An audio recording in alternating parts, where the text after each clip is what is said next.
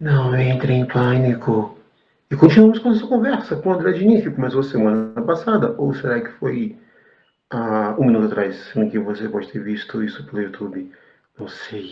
Só sei que você está acompanhando uma conversa com um carioca e um brasiliense. Não entre em pânico.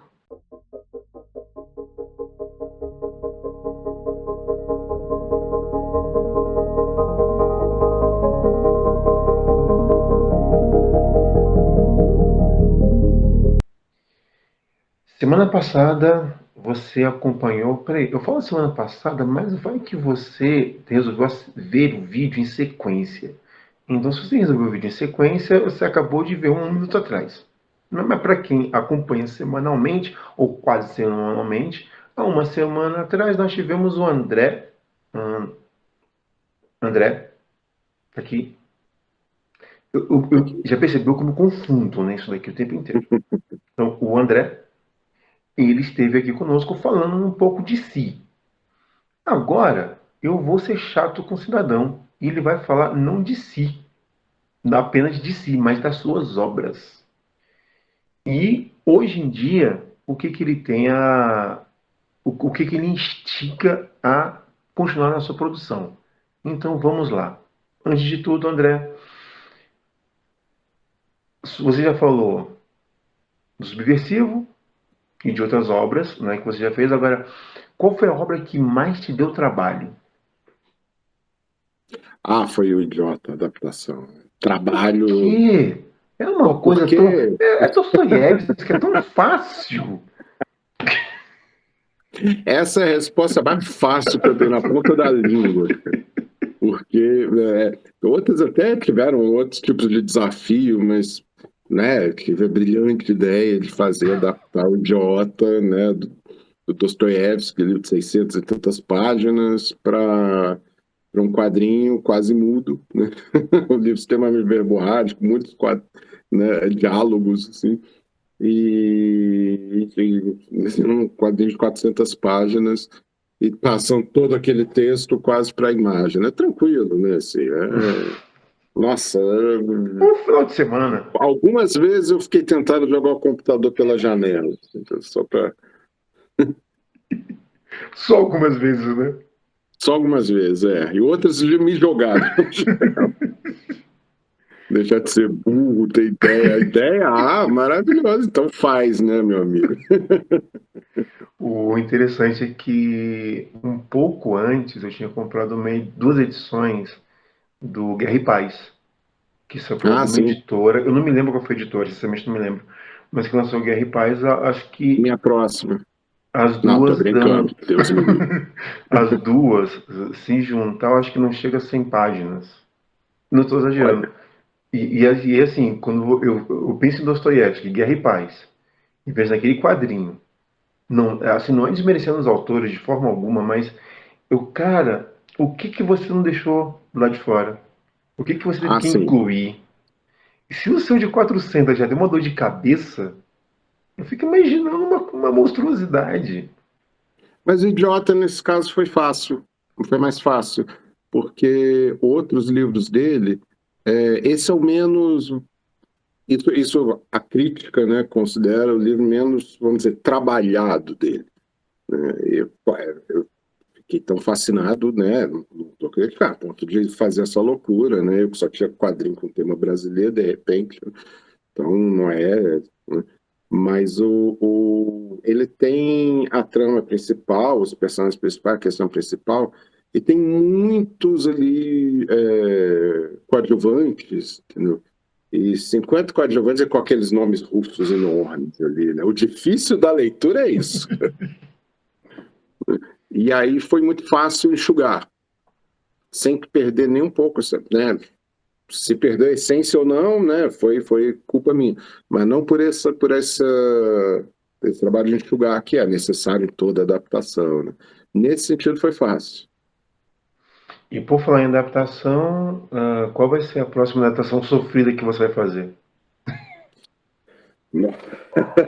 Aí ele vira, não, eu estou pensando num Rei Lear, talvez, ou A Tempestade do Shakespeare. Os Miseráveis, E Os né? Não Miseráveis? musical. Pois é. Não, eu tenho uma coisa muito forte com Dostoiévski. Eu quero, tem, não vou adiantar aqui, mas tem um livro dele que é mais curto, mas é muito mais complicado de adaptar e não estou ainda com a mão na massa, mas eu quero fazer. Quer dizer, né? Fácil, de fácil, difícil, pode ser fácil, mas é difícil de adaptar e ficar algo bom, né? Então, e aí tem um tempo também do idiota, né? Senão vai ficar, né? É. Aí daqui a Andrei pouco. e Dostoiévski, os dois parceiros dos quadrinhos, da dupla dos quadrinhos, né? Mas estrategicamente eu queria pegar qualquer outro autor, mas tem um dele que um dia eu vou ter que trabalhar. E por falar em adaptações, e já que você falou do Dostoiévski, um escritor brasileiro que te chama atenção, já que volta e Hum. meia em algumas livrarias de colégios, escolas e afins, é muito fácil encontrarmos, graças a alguns financiamentos do governo, encontrarmos quadrinhos com essas temáticas. Lhe chama a atenção algum autor Mas, o que? Para eu adaptar? nacional Ou... para que te chama atenção, uma obra que te chama atenção para adaptar? Hum, olha, na literatura mais contemporânea, eu encho a boca de falar de Dostoiévski, parece que eu conheço todos os outros russos, todos sim e tal, mas eu sou leitor muito, mesmo com quadrinho, tem coisas às vezes que todo mundo já leu 15 anos atrás e eu estou por fora. Mas o que eu li, que me vem agora à cabeça, autor que eu li, que eu gostei muito mesmo, foi o Milton Ratum, né? Teve a adaptação dos Gêmeos. Não foi o meu livro preferido dele, ou dos Dois Irmãos. Gostei Sim. muito dos Cinzas do Norte. Teve o que ele fez alguma coisa de Eldorado também, assim. Mas os Dois Irmãos é maravilhoso, né? É só Uhum, para é, enviar, né? Mas Milton Ratum foi, da safra mais recente, assim, chama que atenção. realmente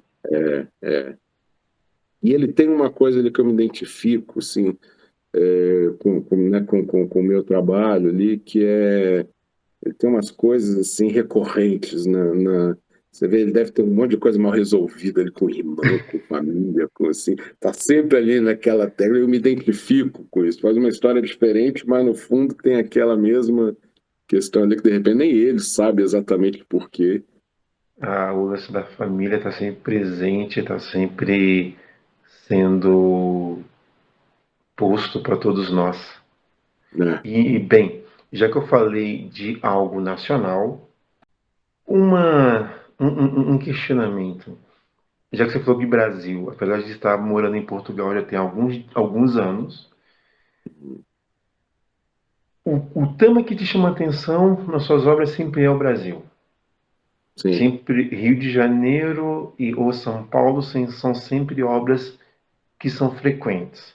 Uma obra que você fala, essa daqui é quando vou falar para alguém, quando vou apresentar o meu trabalho para uma pessoa, qual é a obra que você leva na mochila? Ou na mala, na bolsa, ou no arquivo em PDF, que você fala, olha, esse daqui é o meu trabalho que eu tenho mais orgulho de ter feito. Rapaz, eu considero dois ou três, sim. O Morro da Favela, até pelo, né, pelo alcance que teve, pela resposta que teve, pela história do Maurício, que simplesmente, né, Maravilhosa. maravilhosa. Não sei se o quadrinho é bom ou não, mas a história dele, depois me leve, simplesmente fantástico, né? E foi o que Eu me posso falar deu. que é, então tá bom, e a gente fecha por aqui. Muito obrigado. É, não, e o quadrinho saiu, acabou de sair no Peru, entendeu? Saiu na Polônia, Inglaterra, França, aqui, Portugal, uma coisa muito louca, né, assim, para mim. Rapidinho, eu estava E comentando com os meus alunos, eu estava dando uma aula sobre fotografia, e aí no meio da aula, eu me lembrei, peraí, por que eu estou falando de fotografia e tudo mais, sendo que eu tenho uma coisa fantástica. Eu fui na internet rapidamente, peguei algumas imagens e falei, gente, vocês querem tirar foto sem ter uma câmera, mas já pensando na. Aí eu fiz assim e falei, olha, isso aqui eu aprendi num quadrinho e funciona. Aí eles ficam impressionados. Foi quando o Maurício me contou isso que eu descobri, puta, aqui vamos ter a história que eu quero. Porque, assim, história de chacina, de contracorpo, de tudo, assim, tem 1 bilhão, né, na testemunha, no dia a dia dele. É loucura, mas tem. Mas não era isso que eu queria. Quando ele contou isso, eu falei, cara, putz, estamos no caminho certo. Isso é maravilhoso. Não, e a obra é fantástica. Tanto que eu, assim, eu não sei até onde tem um pouco do ficcional e também não quero saber.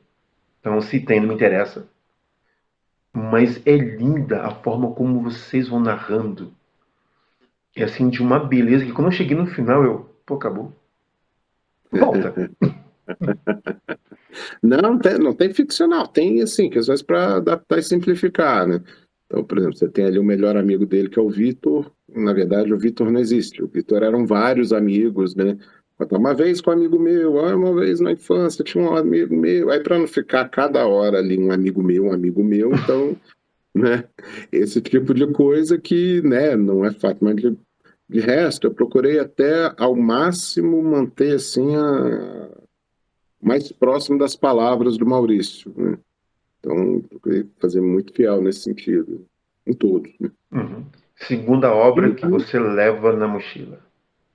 então,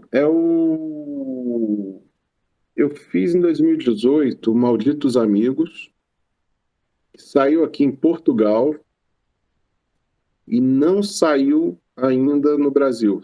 Agora está tudo encaminhado para sair. Mas e isso está sendo extremamente frustrante para mim, né? Porque é realmente assim, não é autobiográfico, mas tem muito ali assim de coisas que desde o começo da minha que eu comecei a fazer quadrinho, que eu queria abordar, que eu queria colocar, então foi algo muito intenso mesmo, né? E agora está se correr bem, né? Se não tiver mais pandemia, mais outra guerra, mais outro sei lá o quê, invasão alienígena. Se não tiver mais um fim do mundo, né? Já o terceiro ou quarto, né, seguido que a gente está passando, sai aí no Brasil esse ano. Agora, se tudo correr bem, sai esse semestre, esse segundo semestre, e aí eu estou fazendo uma das minhas loucuras, né? São 200 páginas, para a edição brasileira, estou praticamente redesenhando tudo. Que aí, de 2018 para cá, eu já olho no desenho, tem alguma coisa, não, aí pronto. Aí me deu a louca, não estava satisfeito. Estou praticamente redesenhando, mas acho que está. Isso para mim, acho que o leitor, acho uma honra tão grande, assim, alguém, vamos lá, alguém entra numa livraria Cultura lá de São Paulo e vê 500 mil livros e DVDs e não sei o que e tal, tudo fora o que tem ali no próprio celular, no bolso, coisa. Aí vai e pega o meu livro, cara. Isso para mim é uma honra, né, gigantesca. Então, o que eu puder, o que eu posso fazer, né, pelo leitor para oferecer o que eu tenho, né, humildemente ali, o que eu tenho de melhor para o leitor, eu estou disposto a fazer. E nesse caso, redesenhar 200 páginas. E Assim como você, na adaptação do Idiota, algumas vezes ali eu quis arrancar meus cabelos para deixar de ser burro, mas enfim. você falou de três. Qual seria a E terceira? o Malditos Amigos. Ah, não, o Matei Meu Pai Foi Estranho, é um que eu tenho muito carinho também. Ele, em parte, tem um pouco disso que eu falei, né? É um quadrinho que eu acho que eu consegui colocar ali muita coisa que eu queria conseguir chegar bem ali, assim, sem ficar satisfeito com o resultado, né? E o Malditos Amigos seria uma história diferente, personagem diferente, não tem nada, mas acho que ele é um passo a mais nesse sentido, né? São Muito os bem. três que eu tenho mais carinho. Carinho aqueles que você, como eu até brinquei, né? Quando você vai apresentar seu trabalho, olha, é isso daqui é que eu faço que me chama a atenção. E André, você faz, pelo menos chegou para nós eu vou falar alguns meses atrás, que foi a revolta da vacina. Sim, sim, E é interessante porque eu não sei até que ponto aí vai uma pergunta minha, né? Já estava no processo, já estava sendo produzido, ou por acaso pandemia te remeteu a 1910, Rio de Janeiro, que te remeteu aos anti-vac, né? No Brasil e no sim, mundo, mas sim. principalmente para nós, porque para nós brasileiros ser anti-vac é muito estranho pelo histórico que nós temos de vacinações e tudo mais. Aí Zé Gotinha, né, cara? Pois é. E como é que nasceu rapidamente? Veio antes da pandemia, veio com a pandemia, porque é uma história para nós bem interessante do nosso passado e dos meandros que ela vai gerando, né? É mais louco do que parece, assim, do que você pode imaginar, porque essa história, na verdade, já tinha sido publicada 12 anos atrás com outro título, Zed Zelito. Mas, assim, foi uma edição que é, pouquíssima gente viu, entendeu? Teve problemas ali com a editora e eu também vendo depois as decisões do desenho, uma coisa assim, eu também não estava satisfeito, mas eu gostava muito da história e ficou uma coisa muito frustrante, né? Mas eu fiz 12 anos atrás falando de passado, quadrinho de história, né? Olha como eram loucos aqueles tempos, né? E de repente, e aí eu tinha muita vontade já de relançar esse quadrinho, refazer, também uma doideira de novo, redesenhar cento e tantas páginas, mas eu não via muito, sim, porque, né, não sei, não é um mercado tão a ponto, né, é, republicar um livro, ainda mais um livro que passou em branco e tal. E, de repente, muda o mundo, né? E aí, claro, e aí o próprio título né, a história é justamente aquele princípio, assim, que eu gosto de trabalhar. Tema, contexto real, histórico e história de um personagem fictício e uma história fictícia dele nesse contexto, né? Casando melhor ali que pode ter a ficção com a realidade, né? Tanto que o primeiro título era remetendo muito ao personagem, né? Mas aí já não me agradava depois de um tempo, aí pronto, né? Aí aparece essa situação e a editora me propôs, e claro que já estava passando pela minha cabeça, e o louco, né, que aquele livro que eu falei, que eu escrevi, aquela história que eu escrevi 12 anos atrás, falando de passado, falando de história, virou um livro sobre atualidade. Isso é louco e isso é assustador. Então, assim, o roteiro é exatamente o mesmo, mas o livro é outro, porque a leitura é totalmente diferente. Você vai ter hoje. Você tem ali a questão não só da epidemia, da resistência da vacina, que era muito mais compreensível naquela época, de passagem, né? Mas também toda a articulação política. Então, ali as fake news da época, o uso político, o uso sujo, né, político disso, a tentativa de golpe. Então, aquilo, né? Sempre ouvi falar, a história se repete e tal, né? Mas de repente você vê isso na prática, cara, é muito esquisito. E aí, mas pelo menos ajudou pro meu quadrinho. André Diniz, é um enorme prazer ter conversado com você por esses Oh, meu momentos. queridíssimo. Sempre muito prazer e uma grande honra para mim a gente estar aqui E uma coisa que conversando. eu te digo, eu quero em breve fazer um vídeo sobre seus quadrinhos, né, minhas análises, as minhas visões Opa! sobre, porque nós falamos só de alguns poucos.